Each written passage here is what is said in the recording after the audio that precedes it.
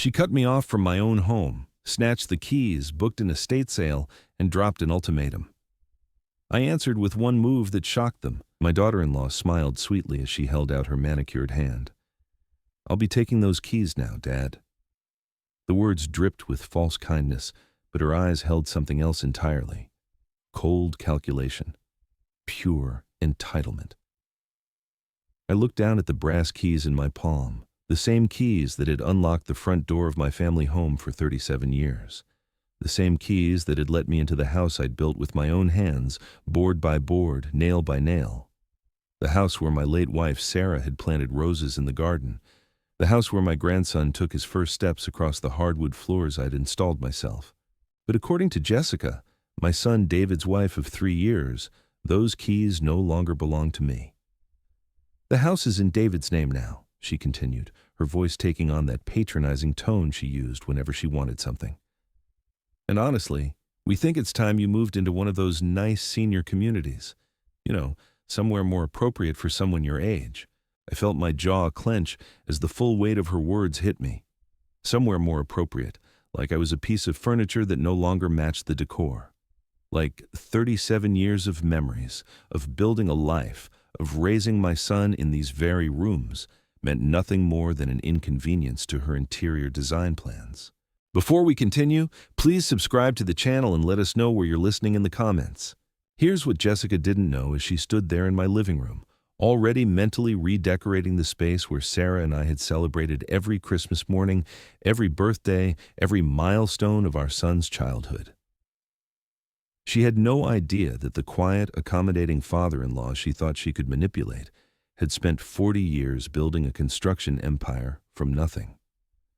She had no clue that the man she was trying to warehouse in some retirement facility had connections, resources, and a strategic mind that had outmaneuvered competitors twice her size. Most importantly, she had absolutely no idea what she'd just set in motion. You see, 3 months earlier, I'd made what I thought was a generous decision. David had been struggling financially. His tech startup had failed, leaving him with crushing debt and a credit score that made getting a mortgage impossible. Jessica, meanwhile, had expensive tastes that didn't align with their actual income. She wanted the big house, the prestigious address, the lifestyle that would impress her country club friends. So when they came to me, tears in their eyes, talking about their dreams of starting a family and needing stability, I did what any loving father would do. I transferred the deed of my home into David's name, thinking it would help them qualify for the refinancing they needed to get back on their feet. The house was worth $2.3 million, sitting on prime real estate in one of the city's most desirable neighborhoods. I kept living there, of course. It was still my home. David assured me nothing would change. "Dad, this is just paperwork," he'd said, hugging me tight. "You built this place. It'll always be yours." Jessica had nodded along, playing the grateful daughter-in-law perfectly. But as I stood there that Tuesday afternoon, watching Jessica examine those keys like they were her prize for winning some contest I didn't know I'd entered, I realized I'd made the classic mistake that destroys families every single day. I'd confused legal ownership with moral right. I'd assumed that blood was thicker than greed. I was wrong. "Where exactly do you expect me to go?" I asked, my voice steady despite the rage building in my chest. Jessica's smile widened, and I caught a glimpse of the predator beneath the suburban housewife facade. "Oh, don't worry. We've already looked into several lovely facilities. Sunset Manor has a waiting list, but David knows someone on the board. They have activities, meal plans, people your own age to socialize with. You'll love it." She'd already picked out my prison. The calculation was breathtaking in its audacity. They'd researched senior living facilities while I was still processing their request for help. They'd planned this entire scenario while sitting at my dining room table, eating meals I'd cooked, accepting my generosity with smiles and gratitude that were apparently nothing more than performance art. "And my belongings?" I managed to ask. "Well, most of your furniture is pretty dated," Jessica said with a dismissive wave. "The facilities come furnished anyway. We'll donate whatever doesn't fit. David's already arranged for an estate sale company to handle the rest." An estate sale, like I was already dead. I looked past Jessica to where David stood in the doorway, avoiding my eyes. My son, the boy I'd taught to ride a bike in this very driveway, The teenager I'd stayed up with during his college application anxiety, the young man who'd cried in my arms when his mother died. He couldn't even look at me as his wife dismantled my life with the efficiency of a corporate restructuring. "David," I said quietly, "is this really what you want?" He shifted uncomfortably, his hands shoved deep in his pockets. "Dad, you're 72. This house is too big for one person. The maintenance alone." He trailed off, still not meeting my gaze. The maintenance. The house I'd maintained meticulously for nearly 4 decades was suddenly too much for me to handle, despite the fact that I'd just finished repainting the entire exterior and updating the electrical system. But it wasn't too much for them to inherit and profit from. Besides, Jessica interjected, clearly tired of the conversation dragging on, "we're thinking of starting a family soon. We'll need the space. The master bedroom would make a perfect nursery, and we could convert your workshop into a playroom." My workshop. The space where I'd built David's first treehouse, where I'd crafted Sarah's jewelry box by hand, where I'd spent countless hours creating things with love and patience. They wanted to turn it into a playroom for children who didn't even exist yet. That's when I understood with crystal clarity that this wasn't about my age or their concern for my well-being. This was about money. Pure and simple. They wanted my $2 million house, and I was the inconvenient obstacle standing between them and their windfall. Jessica held out her hand again, more insistently this time. "The keys, Dad." I looked at those keys one more time. 37 years of history reduced to metal and brass. Then I looked at Jessica's expectant face, at David's guilty posture, at the room where Sarah and I had planned our future, and where they were now planning mine. Something shifted inside me. Not anger exactly, though that was certainly there. Something colder and more calculating. Something that recognized a battle when it saw one. "Of course," I said, placing the keys gently in Jessica's outstretched palm. "I'll start packing right away." The relief on both their faces was almost comical. They'd expected a fight, tears, maybe some emotional manipulation about family loyalty and respect for elders. Instead, they got compliance. Easy, grateful compliance from the doddering old man they thought they'd outsmarted. Jessica pocketed the keys with visible satisfaction. "Oh, and Dad? The estate sale company will be here Thursday to start cataloging everything. I hope that's enough time for you to sort through your personal items. Thursday, 3 days to pack up a lifetime." "That should be plenty of time," I said with a smile that didn't reach my eyes. After they left, I stood alone in the house that was no longer legally mine, surrounded by the evidence of a life well lived that had just been declared worthless by the people I'd loved most. But instead of despair, I felt something I hadn't experienced in years: clarity. You see, what Jessica and David had failed to consider in their rush to claim their inheritance was a simple but crucial detail. While the house might be in David's name, the land it sat on told a different story entirely. A story they were about to learn the hard way. I walked to my home office, past the family photos that would soon be sold to strangers, past the bookshelf filled with construction manuals and business journals, past the filing cabinet that held 40 years of contracts, permits, and very carefully maintained legal documents. I pulled out a thick folder labeled Property Records and spread the contents across my desk. Surveys, easement agreements, mineral rights documentation, and most importantly, the original land purchase contract from 1987. The contract that established something called a life estate, giving me the legal right to live on this property until my death, regardless of who owned the structures built upon it. It was a standard protection I'd insisted on when I first bought the land, back when I was young and paranoid about protecting my family's future. Sarah had laughed at my obsession with legal safeguards back then. "Robert, you're acting like someone's going to steal our home," she'd said. Turns out, she was right to laugh, and I was right to be paranoid. I reached for my phone and scrolled through my contacts until I found the name I was looking for. Margaret Chen, real estate attorney and the daughter of my former business partner. I'd helped put her through law school 20 years ago when her father couldn't afford the tuition. "Margaret," I said when she answered, "it's Robert Sullivan. I need your help with something urgent." "Mr. Sullivan, it's so good to hear from you. What can I do for you?" "I need you to explain to my son and daughter-in-law exactly what a life estate means.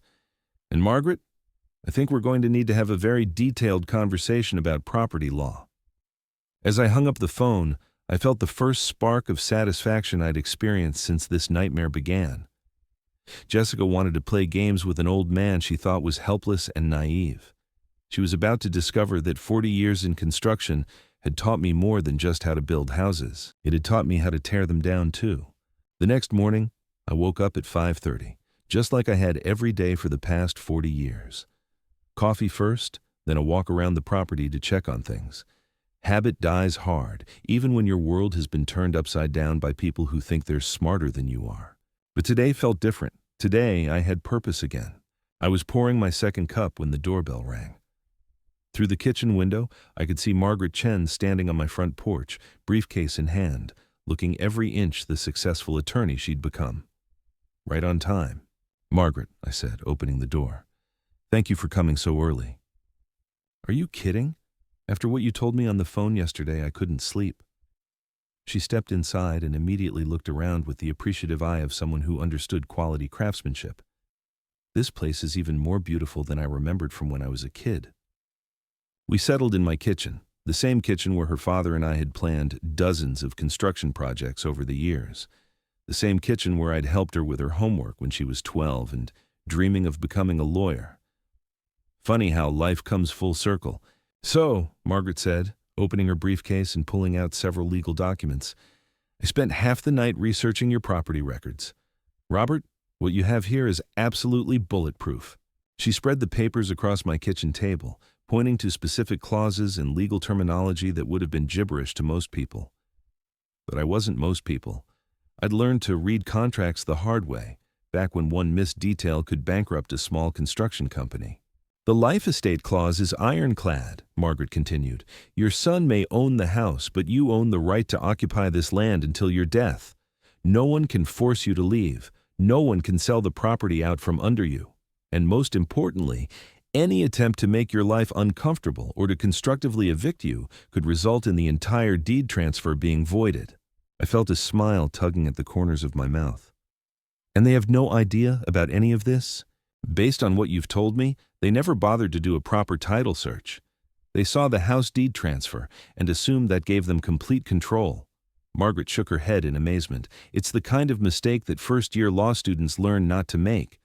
What about the estate sale? Jessica's already arranged for people to come catalog my belongings." Margaret's expression hardened.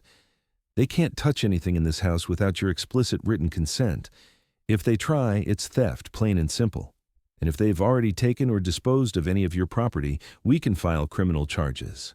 The coffee suddenly tasted better than it had in days. "So what do we do?" "Well, we could send them a formal legal notice explaining their position. But honestly, Robert, after what they've put you through, I think they deserve something with a bit more impact."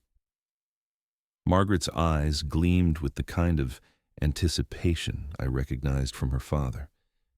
The Chen family had never backed down from a fight when they knew they were right. "What did you have in mind?" "How about we let them discover their mistake, the same way they let you discover their plan? No warning, no explanation, just consequences." I thought about Jessica's smug smile as she'd pocketed my keys, about David's refusal to meet my eyes as his wife carved up my life like a Thanksgiving turkey, about the casual cruelty of planning an estate sale for a man who was still very much alive. "I like the way you think, Margaret." We spent the next 2 hours going over every detail of the legal documentation. Margaret explained how life estates worked, what rights I had, and most importantly, what David and Jessica couldn't do, no matter what they thought they owned. "The beautiful thing about this," Margaret said as she packed up her papers, "is that they've already committed to several actions that could void the deed transfer entirely. Taking your keys without legal authority, planning to dispose of your property, attempting to force you from your home. Any one of those could be grounds for reversing the entire transaction." After Margaret left, I walked through my house with new eyes. Every room, every piece of furniture, every photograph on the wall represented not just memories, but legal rights that couldn't be taken away by entitled children who'd mistaken generosity for weakness. I was admiring Sarah's rose garden through the living room window when I heard a car door slam in the driveway. Jessica's white BMW, followed by a large van with Premier Estate Services painted on the side. They were early. The estate sale people weren't supposed to arrive until Thursday, but here they were on Wednesday morning, ready to catalog my life for auction. I watched through the window as Jessica emerged from her car, dressed like she was attending a board meeting instead of stealing from an old man. She spoke animatedly with two people from the estate company, gesturing toward my house like she was directing a military operation. The estate sale coordinator, a thin woman with a clipboard and the predatory smile of someone who made money from other people's misfortune, nodded along to Jessica's instructions. Behind her, a younger man started unloading boxes and labeling supplies from the van. Jessica used her new key to unlock my front door, stepping inside like she owned the place, which, technically, she thought she did. "Hello," Jessica called out, her voice echoing through the entryway. "Dad, are you here?" I took my time walking from the kitchen to the living room, moving with the deliberate pace of a man who had nowhere urgent to be and all the time in the world to get there. "Good morning, Jessica," I said pleasantly. "You're early." "Oh, you know how these things are. Better to get started sooner rather than later." She gestured to the estate sale team, who were already examining my furniture with the clinical detachment of medical examiners. "This is Susan from Premier Estate Services and her assistant, Mark. They're going to take inventory of everything today." Susan stepped forward with her clipboard. "All business. Mr. Sullivan, we'll try to be as respectful as possible during this process. We understand this can be emotional for families." "Oh, I'm not emotional about it at all," I said with a smile. "In fact, I'm quite interested to see how this plays out." Something in my tone must have registered with Susan, because she paused and looked between Jessica and me with the wariness of someone who'd been in this business long enough to recognize family drama when she saw it. "Before we begin," I continued, "I should probably mention that you'll need my written consent to catalog or remove any items from this house." Jessica's smile faltered slightly. "Dad, we discussed this yesterday. The house is in David's name now. We have the legal right to—" "Actually," I interrupted gently, "you don't." The room went silent. Susan stopped writing on her clipboard. Mark, who'd been examining my dining room table, straightened up and looked toward us with obvious concern. "I'm sorry, what?" Jessica's voice had lost its confident edge. "You don't have the legal right to catalog, remove, or dispose of any property in this house without my explicit written permission." I kept my tone conversational, almost friendly. "You see, while David may own the structure, I retain what's called a life estate on this property. That means I have the legal right to live here, undisturbed, until my death." Jessica's face went through several color changes, settling on an unhealthy shade of red. "That's impossible. You transferred the deed. David owns this house." "David owns the house, yes, but not the land it sits on, and certainly not the right to evict me or dispose of my belongings." I turned to Susan, who was looking increasingly uncomfortable. "I'm afraid there's been a misunderstanding. Mrs. Flores here doesn't have the authority to hire your services." Susan looked at her clipboard, then at Jessica, then back at me. 20 years in the estate sale business had probably taught her to recognize legal trouble when it walked through the door. "Perhaps," Susan said carefully, "we should wait until this family matter is resolved before proceeding with any inventory." "There's nothing to resolve," Jessica snapped, but her voice cracked slightly on the last word. "I have the keys. David has the deed. This man is just a bitter old fool who can't accept that he's no longer welcome here." "Actually," I said, pulling out my phone, "let me clear this up for everyone." I dialed Margaret's number, putting the call on speaker so everyone could hear. "Margaret Chen, attorney at law." "Margaret, it's Robert. I have Jessica here with some estate sale people, and there seems to be some confusion about who has the authority to dispose of my property." "Ah, yes, we discussed this might happen." Margaret's voice carried the crisp authority of someone who'd dealt with this exact situation before. "To whom am I speaking?" Susan cleared her throat nervously. "This is Susan Walsh from Premier Estate Services. Bishi." "Ms. Walsh, I'm Margaret Chen, Mr. Sullivan's attorney. I need to inform you that Mr. Sullivan holds a life estate on this property, which means he has the exclusive right to occupy these premises and control all personal property within until his death. Any attempt to catalog, remove, or dispose of his belongings without his written consent would constitute theft under state law." The silence that followed was deafening. Susan's pen had stopped moving entirely. Mark stood frozen next to my dining room table like a statue. and Jessica's face had gone from red to pale in the span of about 10 seconds. Furthermore, Margaret continued, if any property has already been removed or disposed of, we'll be filing both civil and criminal charges against all parties involved. I think, Susan said quickly, there's been a mistake. Mark, pack everything up, we're leaving. As the estate sale team hastily gathered their supplies and headed for the door, Jessica stood in my living room looking like someone had just explained quantum physics to her in ancient Greek. This isn't over, she finally managed to say. Oh, but it is, I replied calmly. In fact, it's just beginning. After they left, I called David's cell phone. He answered on the third ring, sounding distracted and slightly out of breath. Hey, Dad, what's up? I'm in a meeting, so… Your wife just tried to have my belongings cataloged for an estate sale, I said without preamble. Silence on the other end of the line. David, are you there? Dad, look, Jessica might have gotten a little ahead of herself, but… A little ahead of herself? Son, she committed attempted theft. She brought strangers into my home to inventory my property without my consent. If my attorney hadn't intervened, your wife would be facing criminal charges right now. Another long silence. I don't understand, David said finally. The house is in my name. We have the right to…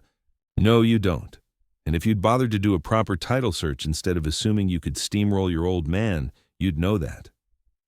I could hear him breathing on the other end of the line, probably trying to figure out what had gone wrong with their perfect plan. David, I want you to come over tonight, alone. We need to have a conversation about respect, family, and what happens when you mistake kindness for weakness. Dad, I can't just… 7 o'clock, son. Don't be late. I hung up before he could respond, then walked to my kitchen window and looked out at the rose garden Sarah had planted 30 years ago. The roses were blooming beautifully this year, just like she'd always said they would if you took proper care of them. Some things, I reflected, were worth fighting for. Some things were worth protecting, no matter what it cost. And some people needed to learn that underestimating a 72-year-old man who'd built an empire from nothing was the kind of mistake you only made once. The rest of Wednesday passed in blessed quiet, giving me time to think and plan. I made myself a proper lunch for the first time in weeks, not the sad sandwiches I'd been surviving on since this whole mess began. Today felt different. Today I had my power back. At exactly 7 o'clock, David's Honda pulled into the driveway. I watched through the kitchen window as he sat in his car for several minutes, probably gathering courage or maybe calling Jessica for last-minute instructions. When he finally walked to the front door, he moved like a man approaching his own execution. I let him knock twice before opening the door. Dad. His voice was smaller than I'd heard it since he was 12 years old. David, come in. He stepped inside cautiously, looking around like he expected to find legal documents scattered everywhere, or maybe a team of lawyers waiting in ambush. Instead, he found his father sitting calmly in the living room where he'd grown up, where we'd watched countless football games together, where I'd helped him with homework and listened to his teenage problems. Sit down, son. David perched on the edge of the couch, his hands clasped tightly in his lap. The confidence he'd shown yesterday with Jessica by his side had evaporated completely. I talked to a lawyer today, he began. Good. What did they tell you? That you have something called a life estate, that we can't make you leave. His voice carried a mixture of confusion and frustration. Dad, why didn't you tell us about this when we asked for help with the house? I studied my son's face, looking for any sign of the boy I'd raised. The boy who used to build model airplanes with me in the garage. The boy who'd cried when his hamster died and made me promise we'd see it again in heaven. Would it have mattered? I asked quietly. What do you mean? If you'd known I had legal protection, would you and Jessica have treated me differently? Would you have been more respectful, more honest about your intentions? David opened his mouth, then closed it again. We both knew the answer. Son, yesterday your wife told me I was no longer welcome in my own home. She'd already picked out a nursing facility. She'd arranged for strangers to sell my belongings. She spoke about me like I was already dead. I kept my voice level, factual. Did you think that was appropriate? Jessica gets excited about things. She meant every word. I stood up and walked to the mantel where Sarah's picture sat next to David's high school graduation photo. Your wife looked me in the eye and told me I was too old, too much trouble, too inconvenient for their new life, and you stood there and let her. Dad, it's complicated. Jessica's under a lot of stress with her job, and we've been trying to have kids, and the money situation. The money situation. I turned back to face him. Let's talk about that, shall we? I walked to my desk and pulled out a thick folder, the same one I'd shown Margaret that morning. Bank statements, receipts, documentation of every penny I'd spent helping David and Jessica over the past 3 years. Do you know how much money I've given you since you married Jessica? David's face went pale. Dad, I don't think... $87,000. I set the folder on the coffee table between us. The wedding that Jessica insisted had to be at the country club. $22,000. The down payment for your first apartment when your credit was too damaged for a decent place. $15,000. Car repairs, credit card payments, Jessica's emergency dental work, that vacation to Mexico she said you desperately needed for your mental health. With each item I listed, David seemed to shrink further into himself. And then there's the big one. The reason we're sitting here tonight. I transferred a $2.3 million house into your name to help you get financing. No charge, no rent, no expectation except that I could continue living in the home I built with my own hands. We're grateful. Are you? I sat back down across from him. Because gratitude doesn't usually come with eviction notices and estate sales. David was quiet for a long time, staring at his hands. When he finally looked up, his eyes were red. I don't know how it got this bad, Dad. When Jessica and I first got together, she was different, sweeter, more considerate. But after we got married, especially after the business failed, she changed. She became harder, more demanding. And you went along with it. What choice did I have? She's my wife. Marriage is about compromise. Compromise is about finding middle ground, son. What Jessica demanded yesterday wasn't compromise. It was capitulation. She wanted me gone so she could have my house, and she expected you to choose her comfort over your father's dignity. She says you don't respect her, that you make her feel unwelcome in her own home. I almost laughed. Her own home? David, 3 days ago she couldn't even get approved for a studio apartment. The only reason she's living in a $2 million house is because I put the deed in your name to help with your financial problems. But legally it is our house now. Is it? I pulled out another document from Margaret's folder. This is called a quitclaim deed reversal. It's what happens when someone attempts to defraud the original property owner through misrepresentation or coercion. David's eyes widened as he read the legal terminology. Margaret Chen thinks we have a strong case for voiding the entire deed transfer. Attempted constructive eviction, disposal of personal property without consent, failure to disclose material facts about the property transfer. Any one of these could give me grounds to take the house back entirely. You wouldn't. 3 days ago I wouldn't have, but 3 days ago I thought I was helping my son and daughter-in-law. I didn't realize I was enabling thieves. The word hung between us like a physical presence. David flinched as if I'd slapped him. Dad, that's not fair. We never meant to steal anything. What would you call it? You asked for help with financing, so I transferred my house into your name. Then, the moment the paperwork was complete, Jessica decided I was no longer welcome to live there. She tried to have my belongings sold at auction. She'd already picked out a nursing home to warehouse me. What's the difference between that and theft? David was crying now, not the quiet tears of a man processing difficult truths, but the desperate sobs of someone who'd finally understood the magnitude of what they'd done. I never wanted to hurt you, he whispered. But you did hurt me, son. Not just by going along with Jessica's plan, but by standing there silently while she dismantled my life, by refusing to look me in the eye when I asked if this was really what you wanted. What can I do? How can I fix this? I looked at my son, this man I'd raised and loved and sacrificed for, who'd let his wife convince him that his father was disposable. Part of me wanted to comfort him, to find some way back to the relationship we'd once had. But another part, the part that had been building for 3 years of watching Jessica's demands escalate and David's spine disappear, knew that comfort wasn't what he needed. That depends entirely on what you choose to do next, I said finally. What do you mean? I stood up and walked to the window overlooking Sarah's garden. In the gathering dusk, I could just make out the roses she'd planted, still blooming after all these years. Tomorrow morning, Jessica is going to wake up and realize that her plan has failed completely. She's going to be angry, probably furious. She's going to demand that you find some way to force me out of this house anyway. She's going to tell you that it's either her or me, that you have to choose between your wife and your father. David wiped his eyes with the back of his hand. And if she does, then you'll find out what kind of man you really are.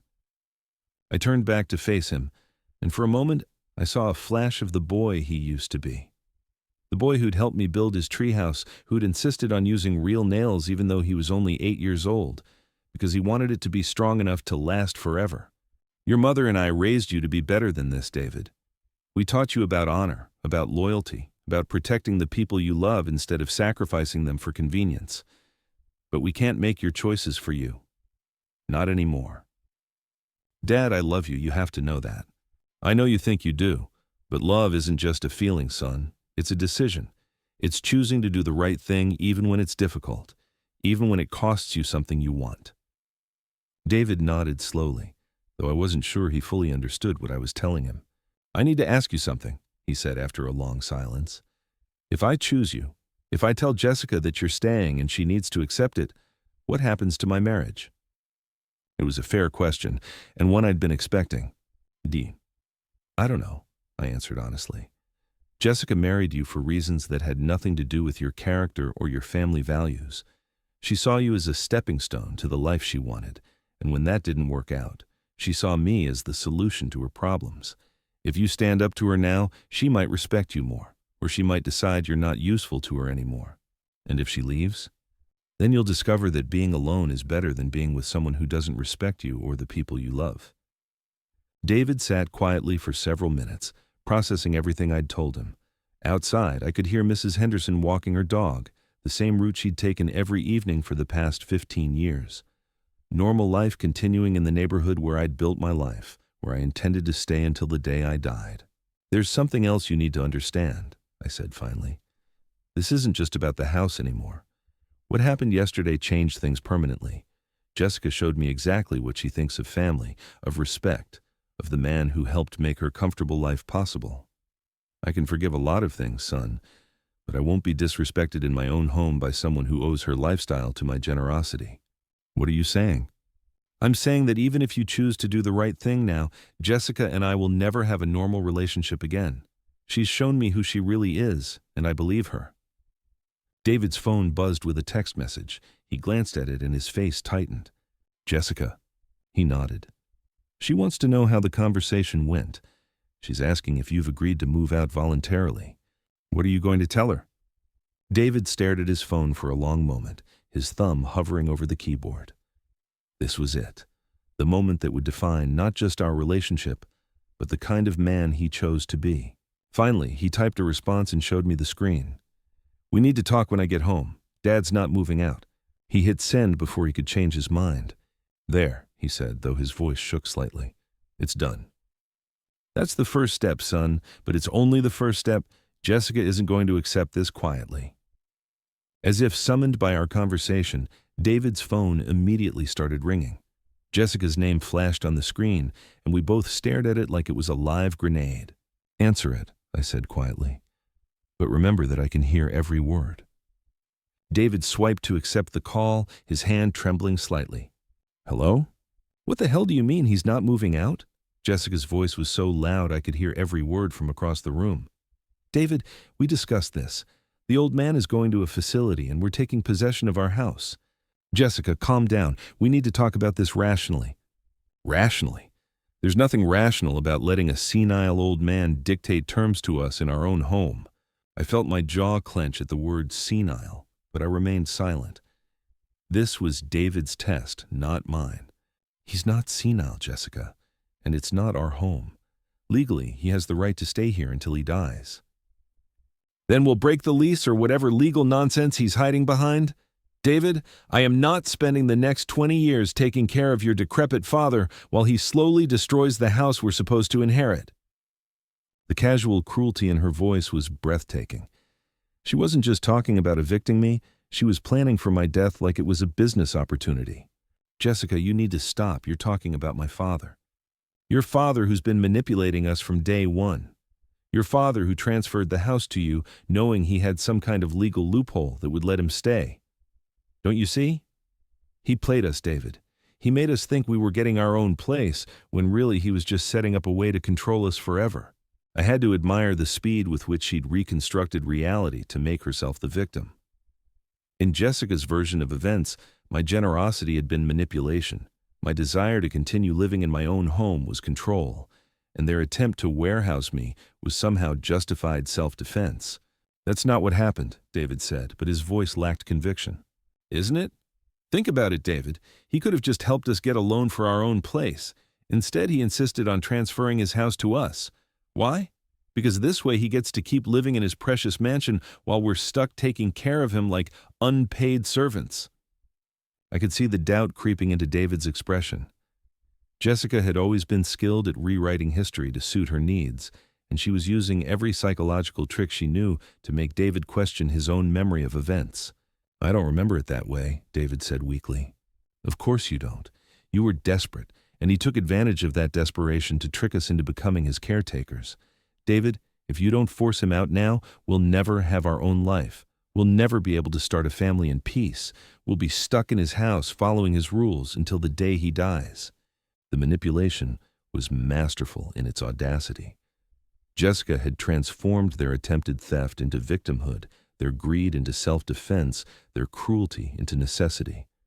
And I could see it working on David, could see him starting to doubt himself and his memories. This was the moment that would determine everything. Would David stand up to his wife's manipulation, or would he cave under pressure the same way he'd been caving for 3 years? Jessica, David said finally, his voice stronger than it had been all evening. I don't care how you want to spin this. What you tried to do yesterday was wrong. Dad didn't trick us or manipulate us. We asked for help, and he gave it. The fact that he protected himself legally just proves he was smarter than we were. The silence on the other end of the phone was deafening. Are you seriously taking his side over mine? Jessica's voice had gone dangerously quiet. I'm not taking sides. I'm trying to do the right thing. The right thing? David, I am your wife. Your loyalty is supposed to be to me, not to some old man who's trying to control our lives. He's not trying to control our lives, Jessica. He's trying to live his own life in peace. There's a difference.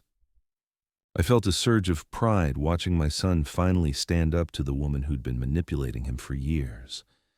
It was 3 years too late, but it was happening. Fine, Jessica said, her voice now ice-cold with fury. If that's how you want to play this, then you've made your choice. Don't expect me to be there when you figure out what a mistake you've made. The line went dead. David stared at his phone for a long moment, then looked up at me with eyes that seemed older than they had an hour ago. I think my wife just left me, he said quietly. Maybe, I replied. Or maybe she's just trying one more manipulation tactic to see if she can break your resolve. What do I do now? I walked over and put my hand on my son's shoulder, the first physical contact we'd had since this whole mess began. Now you wait and see what kind of woman you married. If Jessica loves you, she'll come home and we'll all figure out how to make this work. If she only loved what you could give her, then you're better off finding out now. David nodded slowly, though I could see the fear in his eyes. Fear of being alone, fear of losing the woman he'd thought he'd spent his life with, fear of admitting that his marriage had been built on foundations as shaky as his failed business. Dad, he said after a long silence, I'm sorry. For all of it. For letting her treat you that way. For not standing up for you sooner. For making you feel unwelcome in your own home. I know you are, son. Can you forgive me? I looked at this man who'd caused me so much pain over the past few days, who'd let his wife try to steal my life away, who'd stood silent while she planned my exile. But I also saw the boy I'd raised, the son who'd finally found his spine when it mattered most. Forgiveness isn't the issue, David. Trust is. You've shown me that when push comes to shove, you can do the right thing. But you've also shown me that it takes a crisis to bring out your backbone. That's going to have to change if we're going to rebuild our relationship. I understand. Do you? Because this isn't over. Jessica's going to come back, probably with lawyers, definitely with more manipulation tactics. She's going to try to make your life miserable until you give her what she wants. Are you prepared for that? David was quiet for a moment, considering the reality of what lay ahead. I guess I'll find out, he said finally. As if on cue, we heard a car door slam in the driveway. Through the window, I could see Jessica's BMW, and she was getting out with the kind of purposeful stride that meant trouble. Looks like you're going to find out sooner than expected, I said. The front door burst open without a knock, Jessica storming into the living room like she owned the place, which, I had to remind myself, She thought she did. "David, we're leaving. Now." Her voice carried the authority of someone who'd never been told no by her husband. "Jessica, we need to talk about this calmly." "There's nothing to talk about. Either you come home with me right now, or I'm filing for divorce tomorrow morning." The ultimatum hung in the air like a challenge. Jessica stood there in her designer clothes, perfectly made up even at 8 o'clock at night, holding my son's marriage hostage to get what she wanted. David looked at her, then at me, then back at her. I could see him weighing his options, measuring the cost of standing up to her against the price of giving in. "Jessica," he said quietly, "if you file for divorce because I won't help you steal my father's home, then maybe we shouldn't be married." The shock on Jessica's face was complete and absolute. In 3 years of marriage, David had apparently never called her bluff on anything. "You don't mean that." "I do mean it. What you tried to do yesterday was cruel and illegal. If you can't understand why that's wrong, then we have bigger problems than where my father lives." Jessica's perfect composure finally cracked.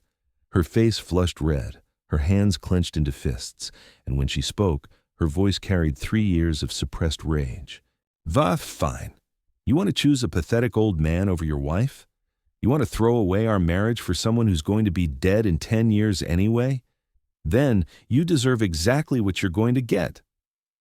She spun on her heel and stalked toward the door, then turned back for one final shot.